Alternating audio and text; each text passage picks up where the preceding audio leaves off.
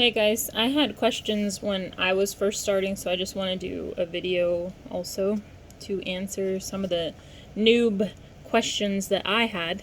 And that is, basic operation of a chain stitch embroidery machine. Basically, when you start a new fabric, you're going to need to understand it. Does it need support? Is it too thick? Is it too thin? Are you going to shred the fabric with your needle? What fabric is okay? What is not okay? There are people who prefer scrim felt, and scrim felt is right here.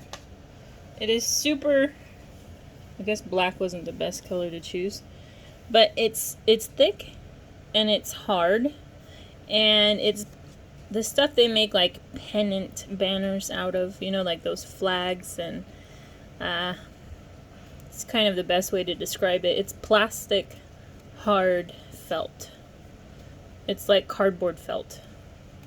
It's hard to find, it's only available in a few places.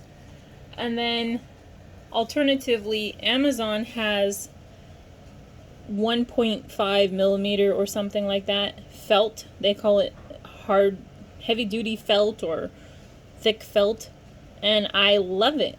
It's just like the other stuff, but a little softer. So it tends to allow the thread to propagate the felt easier, rather than like stabbing holes through cardboard in a sense. Although scrim felt is the norm and what everybody prefers. Here's a little thickness difference. It's thinner and more dense for the scrim felt on top, and looser and thicker on the bottom for the Amazon felt. Not by a lot, but by enough to make a difference in tensile strength and resistance to thread going in and out of the materials. I don't know if alternative felts are just easier for beginners and noobs like myself, and that once you go pro, you go scrim felt and never go back. Stretch denim is not fun, because the stretch denim gets pulled up by the needle, which is like a little embroidery hook. What do you call those? Crochet needles. And basic felt, it's very thin, and it's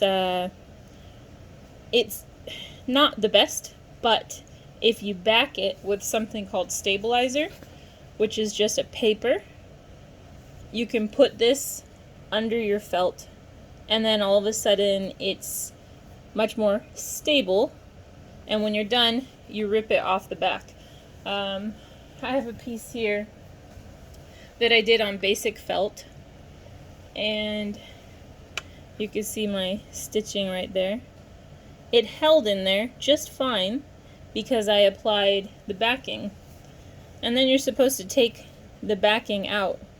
And one quick trick with this is that if you use your hook knife and you pierce the back of that, it helps rip it.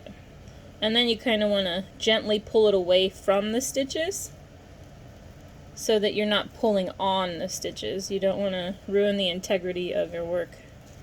So just like that. Another thing to use is tweezers. Why is this light so difficult? Use tweezers and gently pull it out like that. Another thing to do is if your tweezers have a point on them, you rough it up, and then that point basically pierces the layer, and you can remove it that way. I'm not removing this stuff. Well, I am now, but I wasn't planning on it because this is just going to be for my plants. And I'm actually using something called tear away wash away, which means that it is water soluble, but you could tear it away or wash it away. So that basically gives integrity to your piece. Now, one thing you'll do is experiment with the different fabrics, and this is my first time using this stuff. It's called duck cloth, or cloth duck. Now it's called duck cloth, and mine is a remnant from Joann's. They have a whole section of duck cloth, and it's like $12 a yard, and they have different colors. I've heard rave reviews, but I have not yet used it. So basically what you're gonna do when you have your first cloth, and this is how you're gonna first stitch, you put your presser foot down and you stabilize this thread tail in your fingers to the side. If you're looking down at a clock, this would be 7:30, 8 o'clock, something like that. And once you got a little bit of tension on it, and you start the pedal and the motor, this thread will start picking it up in here and start stitching. So we're gonna know pretty soon if this can handle backing or no backing. You know, right now I feel like this is canvasy, thick, sturdy stuff, and I won't need backing, but we will see.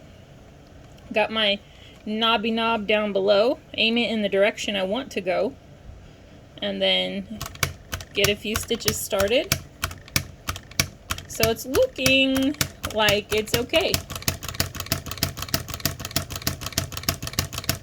I mean, maybe the tension could be a little different. Yeah, and it could help by having some backing. The way that I see these stitches coming out a little irregularly tells me that there is room for improvement. Okay, so I'm going to stop there. I'm going to tug. Maybe I should just show you. Oh, where is it? I can't even tell. So through your spring and then up into the looper. I can't see anything. But there's a thread here somewhere. Hopefully the camera is catching it. And I'm going to pull it a little bit so there's some slack. And then I'm going to come up here. I'm going to raise my presser foot. And then I'm going to wheel the handle forward. Whoa, mess. Just a little bit. Keep it going. It hasn't gone up yet. Okay. Oh, cheater. The loop is not on the hook, on the needle. So I guess we just lucked out. So now what you do is you get your hook knife and you pick up that loop that you just happen to magically drop off. And then pull it through, okay? Now this is a tricky part. This is the part I had problems learning. So once you've gotten your stuff away from the machine, you've stretched your loop out because you've taken that slack up and out of the machine and through your piece. Now you have to cut a string.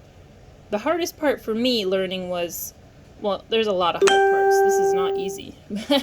But you need to know which string to cut, because if you cut the wrong one, you're not going to have enough to tie it off on the back. So the way I do this is I hold the string and then I pull on each side. Okay? So let's see this side. This side is pulling through the piece. That's the one I want to cut.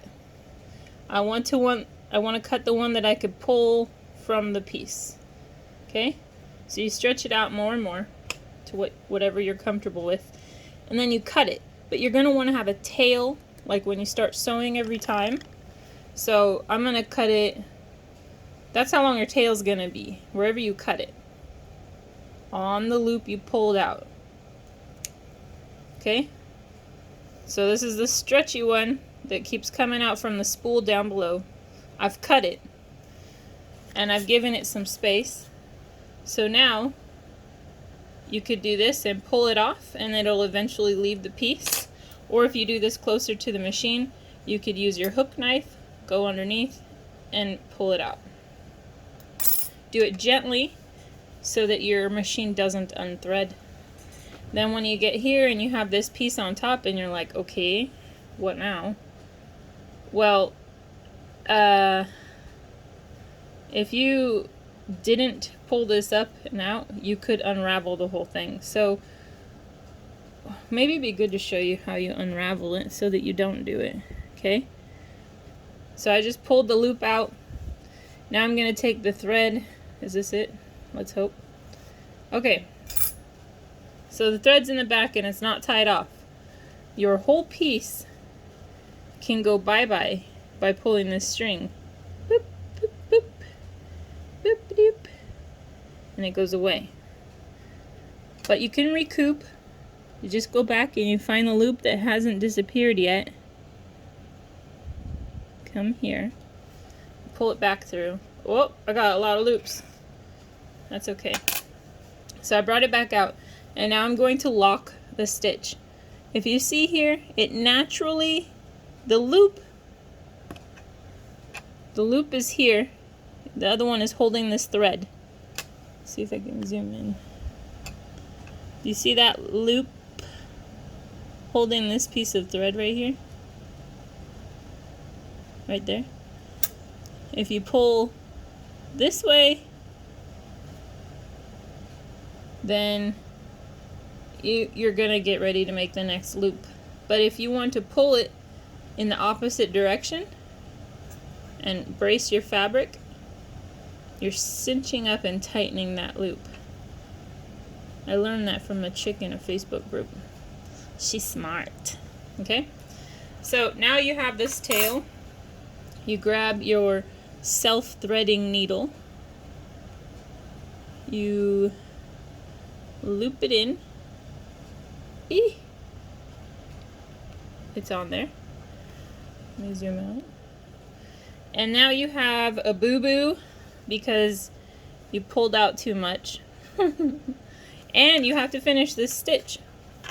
So the way you finish it is that you go through in an inconspicuous place close to where you last stitched. You pull it out. And then to tie it off, what I do is I tie a normal knot, like I'm gonna tie a knot. See that knot far away in the camera? So there's this knot. I put my needle through it, I stab where it came out, where the thread came out, and then I pull on the tail and it guides that knot. Usually, wow, I just tied a knot around my needle. Usually it does what you tell it to do. Doesn't usually. That's the first time that's happened, of course. So you get over here, you stab it where it came from, and then you bring it down and you pull it tight. And then I'm obsessive, so I use my nail and tighten it more. And then you snip it off. This is the original tail from when you started, like the tail that is over there right now. You can use this tail to make repairs.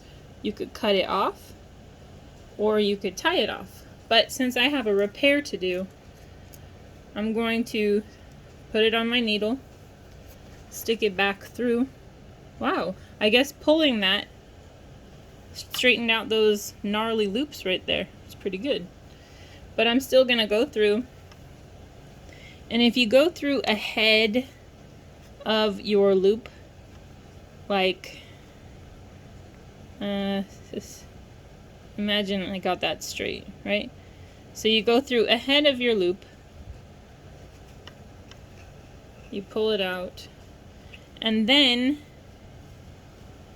you go back to your loop, which usually looks bad, but this doesn't look bad, and you pull it, and you tighten, and you tug it, and you're like, oh yeah, that looks good.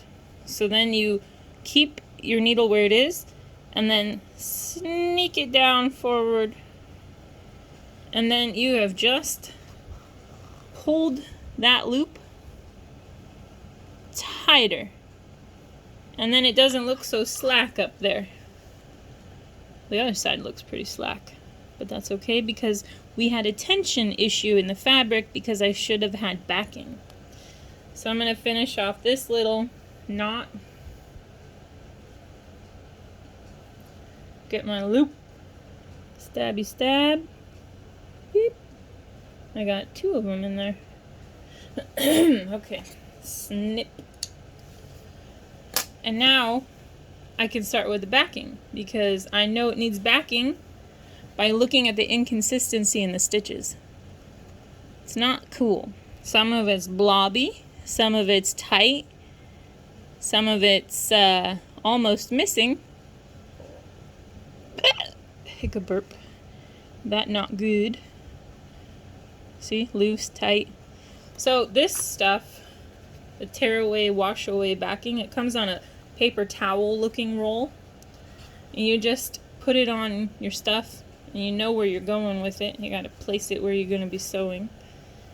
And then I'm going to start that again, but with backing this time.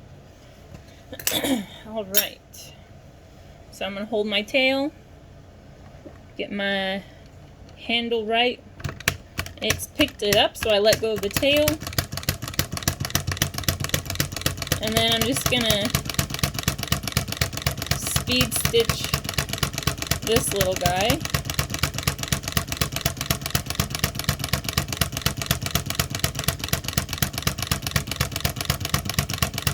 I'm just doodling. Ooh. You use your finger to turn the piece. Whoa, I gotta go back up.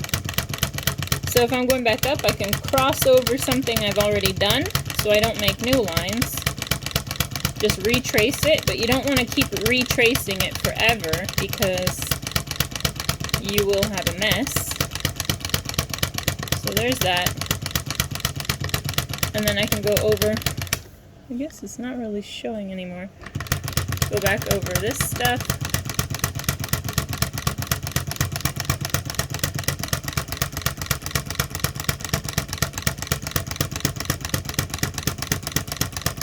I am just making a little mandrake root, because that's what I've been doing for the last couple days.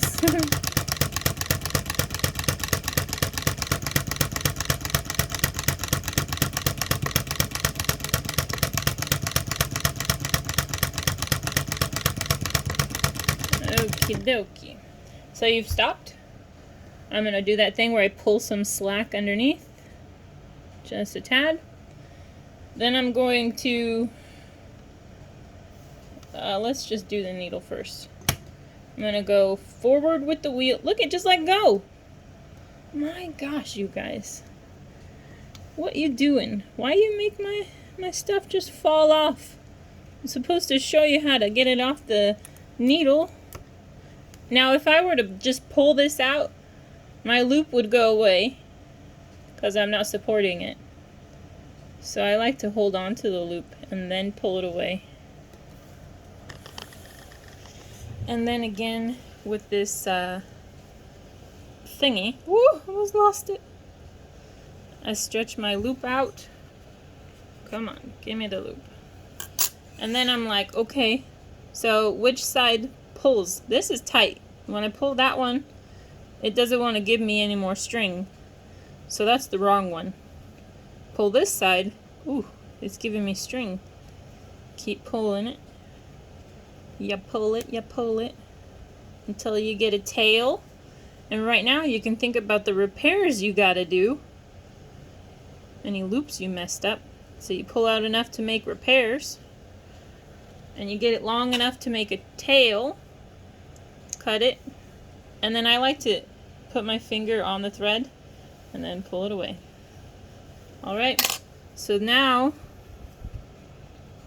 I have this, and it looks like the loop is going this way.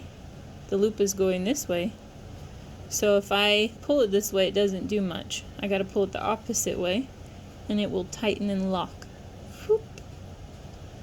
And now that it's tightened and locked, I'll take it through the back. And instead of tying it off, I will use this tail right now to conduct a repair. That is my dog snoring. He thinks I'm boring. Okay, so I would consider this in need of repair. I don't like how these are up and out of the way. They don't look very... There's a lot of ununiform things about this. You have to really tune in your thread. So what I'm doing is I'm going ahead of the problem. Pull it through. And then I'm going to the problem,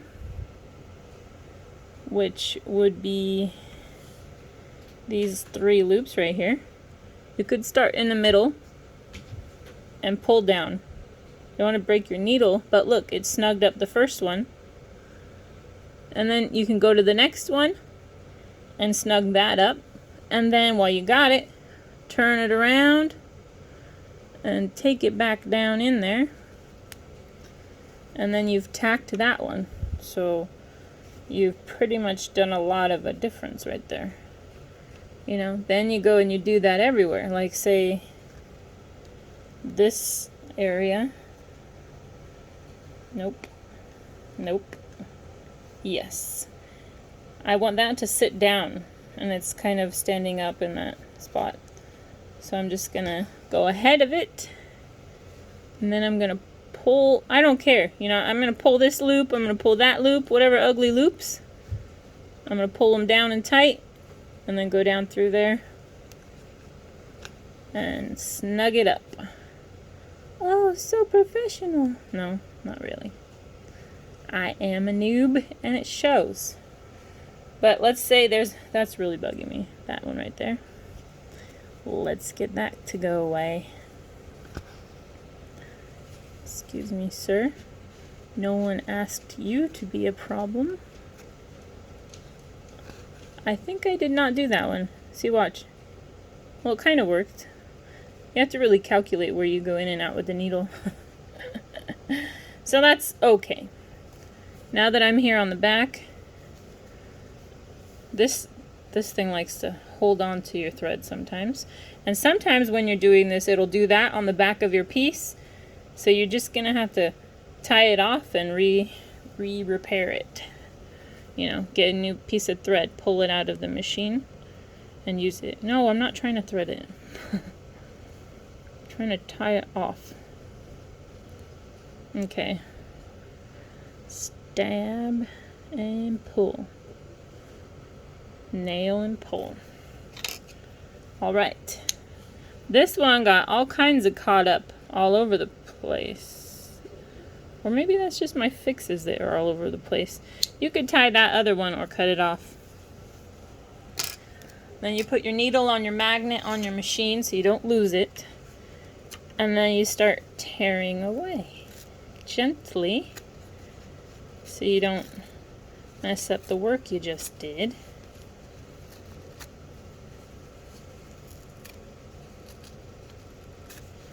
And then you have a patch, then you have a piece, then you have something.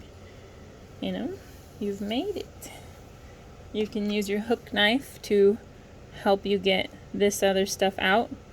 If it's hard to get out, you can trace your lines from the inside. I don't know how to explain this.